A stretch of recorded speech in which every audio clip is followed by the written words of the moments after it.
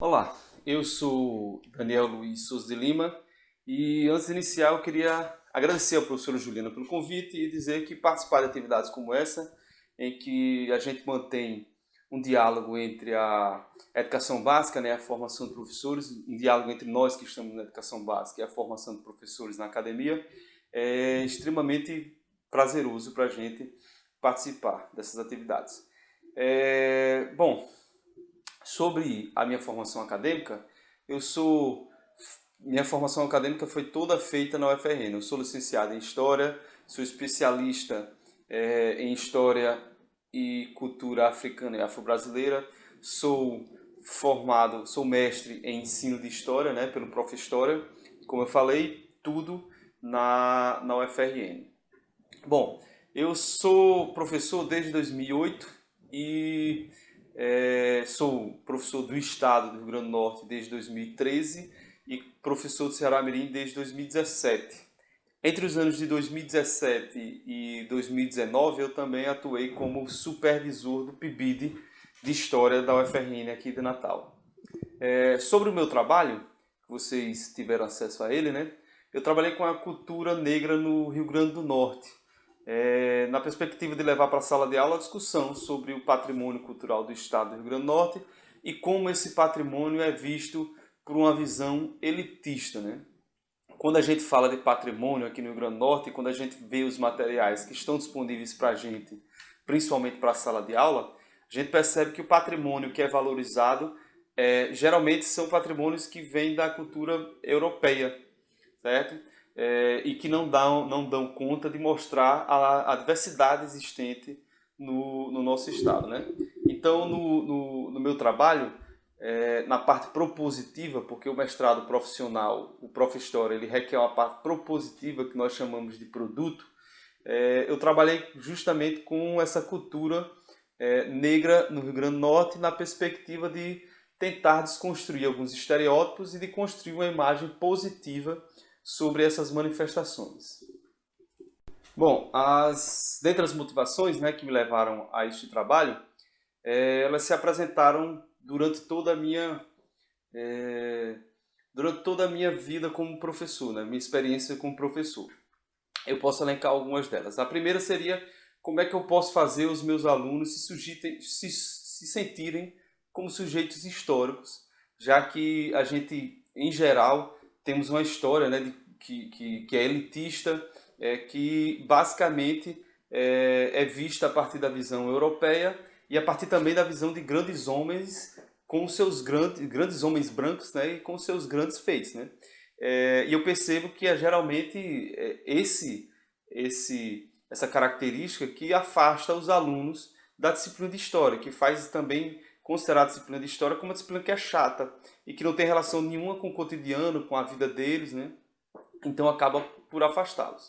O segundo ponto que foi considerado seria como eu posso, que tem relação com esse primeiro, seria como eu posso fazer com que meus alunos se sintam próximos da disciplina de História, como é que eles podem se aproximar da disciplina de História.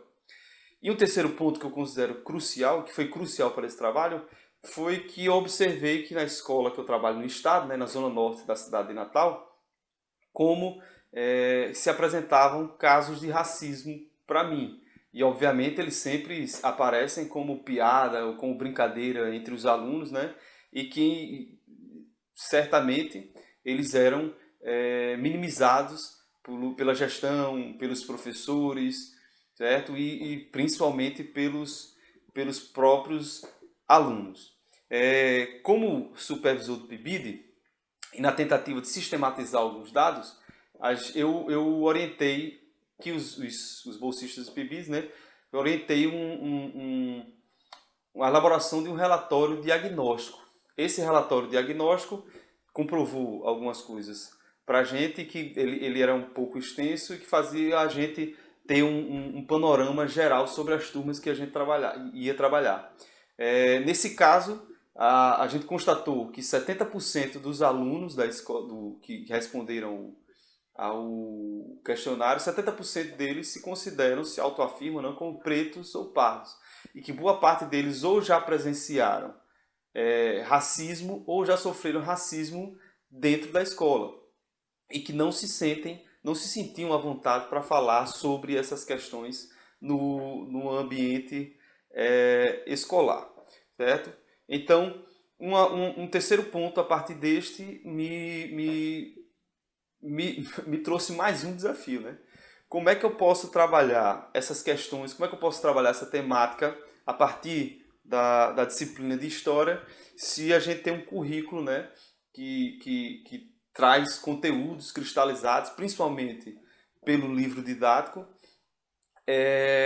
e que a gente percebe que esse livro sempre traz essa visão que eu falei antes, baseada, né, na Europa, centralizada, principalmente em narrativas que são hegemônicas, né, e que acaba invisibilizando outros grupos étnicos. Tendo esses dados, né, do relatório e as minhas observações feitas no ambiente escolar e na tentativa de propor soluções para as problemáticas que partiam da minha escola, eu decidi trabalhar com a cultura negra no estado do Rio Grande do Norte e para fazer com que os alunos se sentissem mais próximos da disciplina, né, eu decidi também trabalhar com o estado do Rio Grande do Norte, mais precisamente com um recorte espacial que seria Natal e Grande Natal.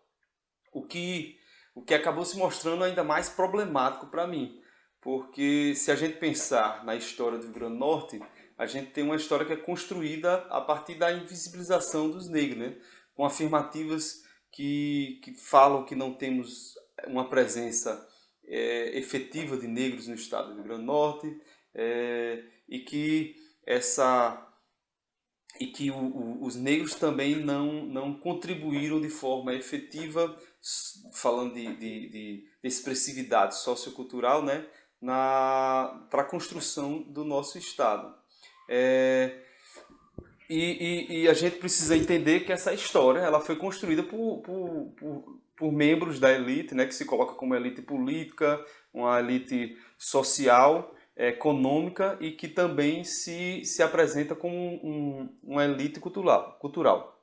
Então, nesse caso, a gente tem a história como a principal dificultadora, né, para a construção de uma imagem positiva nesse caso.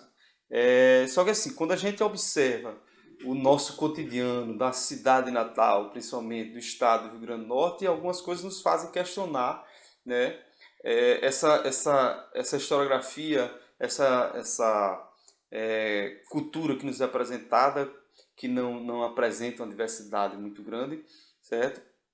E que nega a presença, a efetividade, né, dos negros, a expressividade dos negros no Rio Grande do Norte.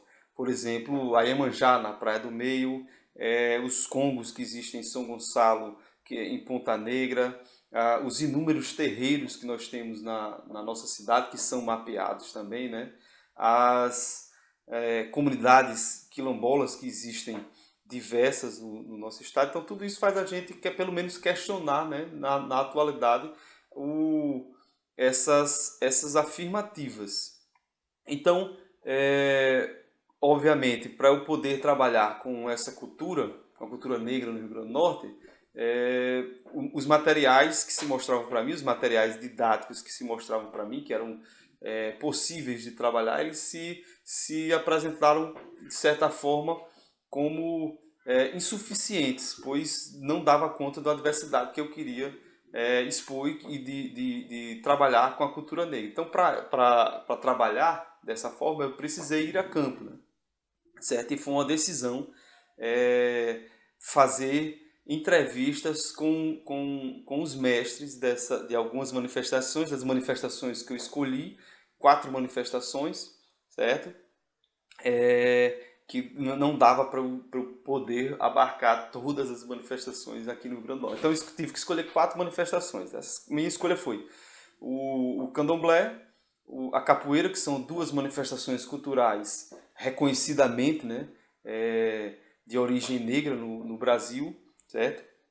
Inclusive a capoeira é patrimônio imaterial, né, do Brasil, patrimônio imaterial da humanidade também, certo? Então trabalhei com essas duas, candomblé, capoeira e os congos de São Gonçalo e a dança do pau furado, que também é conhecida como coco de Zambê. Para isso eu tive que fazer entrevistas com os mestres, como eu já falei. No candomblé eu escolhi um terreiro que fica próximo à escola, na zona norte da cidade de Natal. A capoeira, eu trabalhei com o mestre Arrepio, do Memorial da Capoeira, que fica em Cidade Nova. O único memorial da capoeira que existe no Brasil, inclusive a Cordão de Ouro, né, ele representa a Cordão de Ouro, também é responsável por fazer um mapeamento dos grupos de capoeiras que existem em todas as cidades do Rio Grande do Norte. Trabalhei com os congos de São Gonçalo, então fiz entrevista com o mestre Glaucio e tive que ir à comunidade de capoeiras que fica em Macaíba para entrevistar o mestre Deba sobre a dança do pau furado.